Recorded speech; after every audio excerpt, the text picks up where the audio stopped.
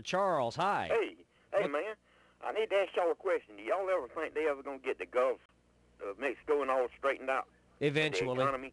Well, I don't know about the economy, but the Gulf of Mexico, there was a little thing that they were doing on, I believe it was Fox News yesterday. Yes, sir. They were talking about the oil spill in 1969 up in Massachusetts and how that, what is it, that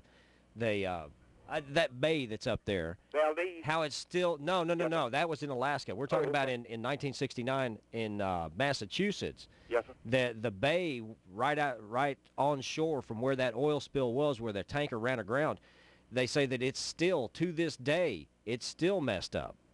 So, and that was just a tanker. This is like still gushing oil out of the ocean floor down in the Gulf of Mexico. So, has this thing slowed down? Have they slowed it down at all?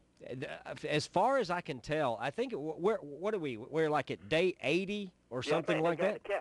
I think they finally got the cap on it. Yeah, but they were saying something about yesterday that they found during all of this hoopla down there that they found a lot of capped wells and other things in the floor of the Gulf of Mexico that are actually having problems as well. Yes. So they could be actually getting leaks from those capped wells, abandoned and capped wells.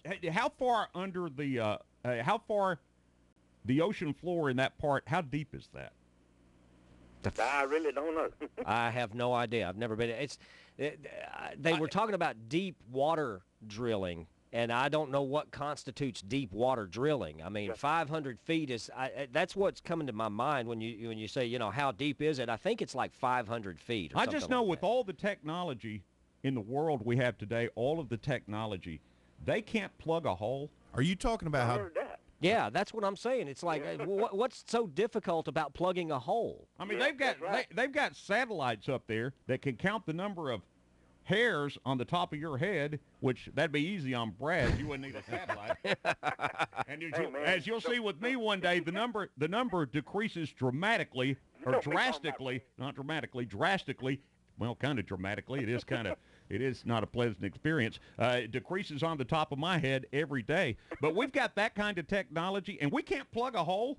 That's I heard that. what's going on. That's something that I would really like to know. It's like, why is this such a major problem? Throw a rock on top of it, for goodness sakes. Well, they were going to go in and try the mud. Was the mud first and then the concrete? Yeah. I guess the mud didn't work. What happened to the concrete? They didn't, well, I think you have to have the mud before you put the concrete down. But it's like, get a giant concrete disc and drop it on top of that hole and see if that don't at least slow it down. It's like I've told you before when we were doing a practice show. Practice. Which you would never know we've had any practice.